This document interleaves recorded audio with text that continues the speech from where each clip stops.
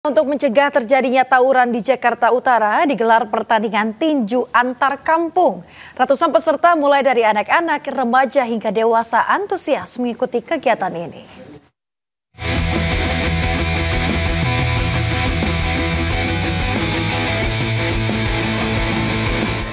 Warga Penjaringan Jakarta Utara antusias saat menyaksikan pertandingan tinju yang digelar di Rumah Susun Mawar Minggu siang. Sebanyak 112 peserta, mulai dari anak-anak, remaja hingga dewasa, bersemangat mengikuti acara ini. Total ada 56 laga yang dipertandingkan pada kejuaraan tinju amatir ini. Kegiatan yang digelar oleh komunitas anak muda Penjaringan Bersatu ini bertujuan untuk mencegah terjadinya tawuran yang marak terjadi di Jakarta Utara. Baru kali ini. Persiapannya gimana mas? Persiapannya sih cukup matang sih. Jadi bisa sebagus ini. Kenapa pengen ikut acara ini mas? Tertantang lagi mas. Tertantang karena mungkin inian saya. Jalan saya ada di sini. Antisipasi adanya tawuran di Penjaringan. Kebetulan semua panitia yang ada di boxing Penjaringan Bersatu itu adalah pemimpin anak muda yang ada di Penjaringan. Pesertanya bebas atau anak sekolah atau gimana bang? Pesertanya ini bebas, dari anak-anak, dewasa, sampai perempuan juga ada. Para juara pada turnamen tinju amatir ini akan memperoleh sertifikat dan medali penghargaan. Dari Jakarta, Sofyan Firdaus, iNews melaporkan.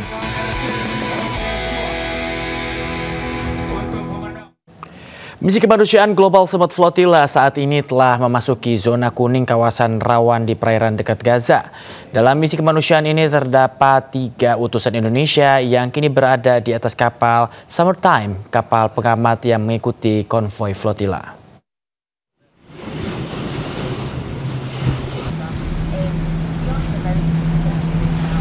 Hingga Senin kemarin, 29 September tepatnya pemirsa, 21 relawan dari 10 negara berada di kapal Summertime yang sedang menyusul 42 armada Global Summit Flotilla di garis zona kuning sekitar 300 nautical miles dari Gaza. Rencananya jika tidak ada kendala dan serangan dari Zionis Israel, kapal-kapal kemanusiaan tersebut akan tiba di Gaza dalam 2 hingga 3 hari. Sementara itu pemirsa, 2 WNI lain masih tertahan di pelabuhan Porto Palos, Sicilia, Italia akibat kerusakan kapal dan kendala teknis.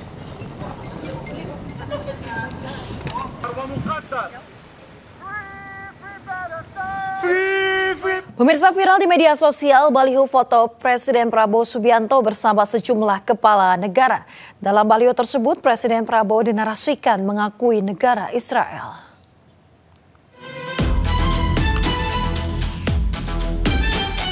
Baliho raksasa Abraham Shield terpampang di jalan utama Tel Aviv, Israel. Dalam baliho ini menampilkan foto Presiden Prabowo Subianto bersama sejumlah pemimpin negara lain. Publik pun bereaksi lantaran kampanye Abraham Shield diluncurkan koalisi Israel untuk mengakhiri perang di Gaza sekaligus memperluas perjanjian Abraham.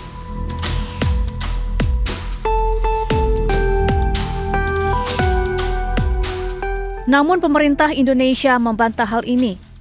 Melalui siaran persnya, juru bicara Kementerian Luar Negeri RI, Yvonne Mewengkang, menegaskan hingga kini tidak ada pengakuan dan normalisasi dengan Israel, baik melalui Abraham Accords atau platform lainnya, kecuali Israel mengakui negara Palestina yang merdeka dan berdaulat.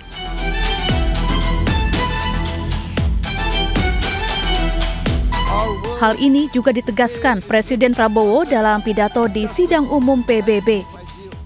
Dalam pidatonya, Presiden Prabowo menegaskan dukungannya untuk solusi 2 negara. Kemerdekaan negara Palestina pun menjadi harga mati. To close, I would like to reiterate again Indonesia's complete support for the 2-state solution in Palestine. We must have an independent Palestine, but we must also recognize, we must also respect and we must also guarantee the safety and security of Israel. Only then we can have real peace, and no longer hate and no longer suspicion. The only solution is this two-state solution. Pernyataan ini juga disampaikan Presiden Prabowo dalam konferensi tingkat tinggi Two-State Solution yang juga digelar di markas besar PBB di New York, Amerika Serikat.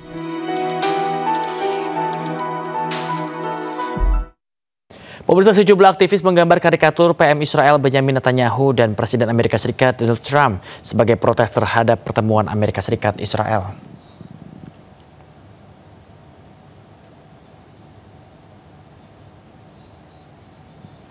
Karikatur raksasa Perdana Menteri Israel Benjamin Netanyahu dengan hidung panjang seperti Pinocchio terpampang di pantai Tel Aviv, tepatnya di seberang konsulat Amerika Serikat. Sementara itu di sampingnya terdapat karikatur Presiden Amerika Serikat Donald Trump yang matanya tertusuk hidung panjang Netanyahu. Kedua tokoh Zionis ini saling berhadapan di atas tulisan "Jangan tertipu lagi".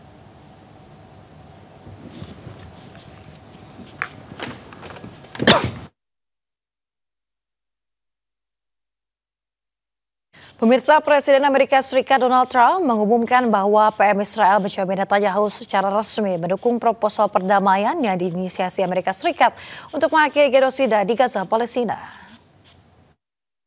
Everybody a chance to have this done peacefully. Pemirsa, Trump dan Netanyahu menggelar konferensi pers mengenai 20 poin rencana perdamaian Amerika Serikat untuk Gaza di Washington DC, Amerika Serikat. Rencana ini akan mengakhiri genosida Israel di Gaza dengan pembebasan semua sandera warga Israel dalam waktu 72 jam. Serta 250 warga Palestina yang menjalani hukuman seumur hidup dan 1.700 warga Gaza yang ditahan setelah 7 Oktober. Selain itu, pemirsa, ada juga bantuan penuh ke Gaza, amnesti bagi anggota Hamas, dan warga Gaza tidak dipaksa keluar meninggalkan tanah airnya. Donald Trump mengatakan Hamas memiliki 3 atau 4 hari untuk menanggapi usulan perdamaian ini. All these goals must be achieved because we didn't fight this horrible fight, sacrifice the finest of our young men to have Hamas stay in Gaza and threaten us again and again and again with these horrific massacres. Mr. President, I was encouraged by your clear statement at the UN against the recognition. Selama pertemuan Trump dan Netanyahu, militer Zionis Israel terus membombardir kawasan Gaza.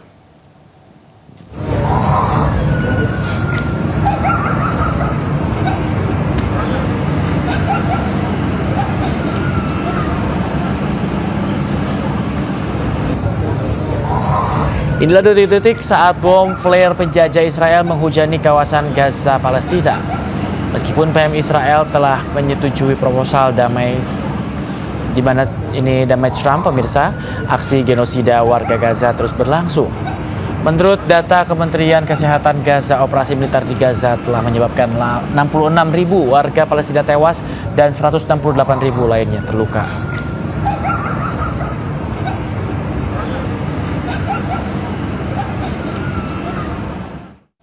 Pemirsa, Rumah Sakit Al-Helo di kota Gaza rusak parah usai serangan penjajah Israel pada hari Minggu.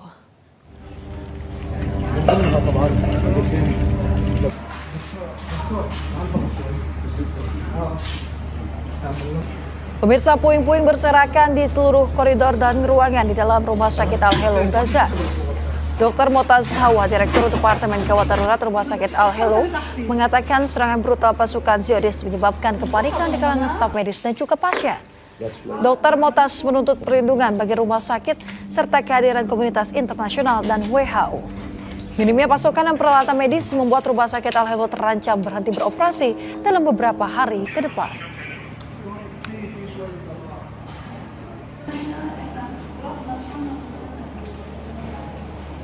Mantan Perdana Menteri Inggris disebut-sebut akan menjadi pemimpin sementara Gaza di masa transisi. Nama Tony Blair muncul setelah pertemuan antara Presiden Amerika Serikat Donald Trump dengan sejumlah negara lain.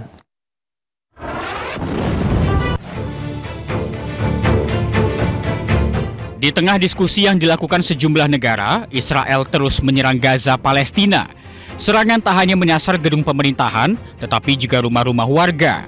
Dalam 24 jam terakhir saja, 59 orang tewas akibat serangan dan 386 lainnya terluka. Meski menghadapi pengeboman brutal dan genosida oleh pasukan Zionis Israel, lebih dari 1 juta warga Palestina tetap memilih bertahan di kota Gaza. Sementara itu, Presiden Trump telah bertemu dengan Perdana Menteri Israel, Benjamin Netanyahu, untuk membahas perdamaian Palestina dan Israel. Hasilnya, 20 rencana Trump untuk akhiri perang Gaza disetujui oleh Netanyahu. Proposal ini salah satunya menunjuk mantan Perdana Menteri Inggris, Tony Blair, sebagai pemimpin sementara Gaza di masa transisi.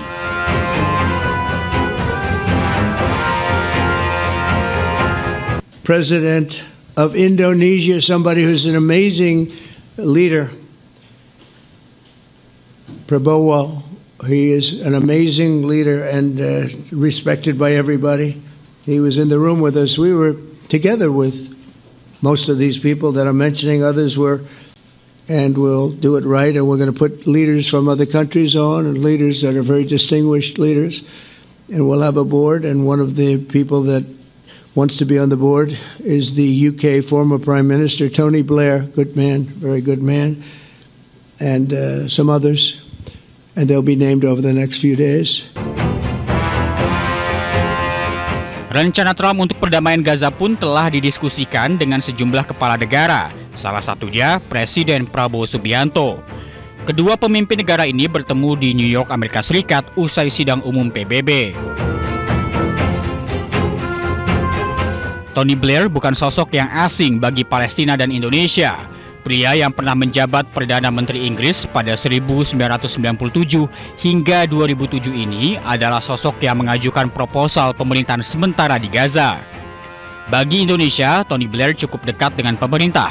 Bahkan sempat disebut-sebut akan bergabung dengan Danantara sebagai Dewan Pengawas, namun batal. Tim Liputan, iNews melaporkan. Pemirsa, baru saja diterpa badai super ragasa, Filipina kembali dihantam badai bualoy atau yang dikenal dengan badai opong. Angin kencang serta banjir membuat permukiman warga rusak porak-poranda.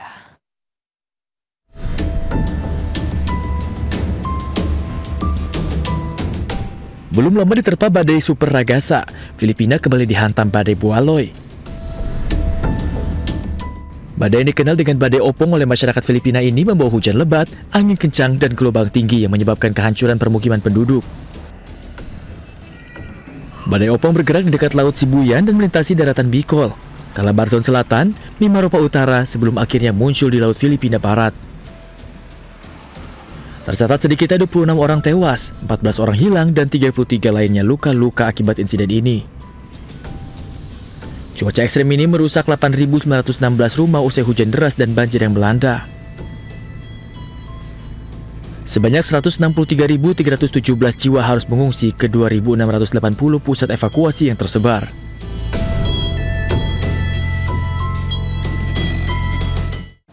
Sebuah gereja Mormon di Michigan, Amerika Serikat terbakar hebat usai aksi teror dilakukan seorang pria 40 tahun. 5 orang tewas pemirsa dalam insiden ini termasuk sang pelaku.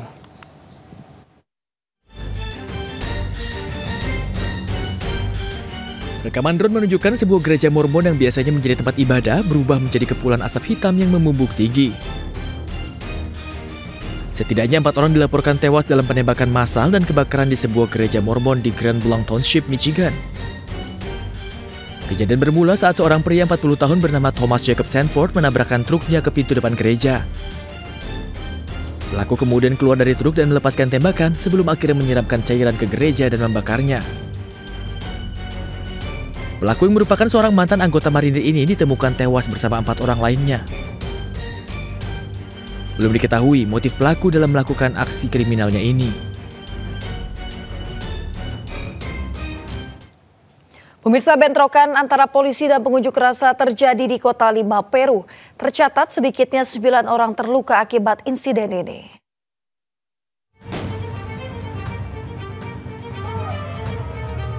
Bentrokan terjadi di ibu kota Peru, Lima antara polisi dan massa pada hari Minggu waktu setempat. Kericuhan terjadi usai massa 4 hari berturut-turut melangsungkan demonstrasi menentang pemerintahan Presiden Dina Boluarte. Seperti protes yang berlangsung di Indonesia dan Nepal beberapa waktu lalu, massa di Peru juga mengibarkan bendera yang terinspirasi oleh serial anime One Piece sebagai simbol perlawanan. Aksi unjuk rasa yang dipelopori oleh gerakan yang disebut Generasi Z ini diikuti untuk pertama kalinya oleh para pekerja transportasi perkotaan dan menyebabkan setidaknya 9 orang terluka menurut media setempat, termasuk seorang polisi, seorang remaja berusia 15 tahun, dan seorang jurnalis. Menjelang malam, ketegangan meningkat ketika para demonstran mencoba menerobos penghalang di sekitar gedung Kongres dengan melemparkan bom Molotov. Aksi ini pun menyebabkan petugas kepolisian setempat merespon dengan gas air mata dan peluru karet untuk membubarkan massa. Massa mengecam serangkaian undang-undang yang baru disahkan termasuk reformasi pensiun dan tindakan amnesti yang memberikan kekebalan kepada pasukan keamanan atas tindakan yang dilakukan antara tahun 1980 dan 2000. Mereka juga menuntut pengunduran diri pemerintahan Boluarte dan menuntut dibentuknya pemerintahan yang lebih luas dengan partisipasi dan komunitas petani di seluruh departemen di Peru.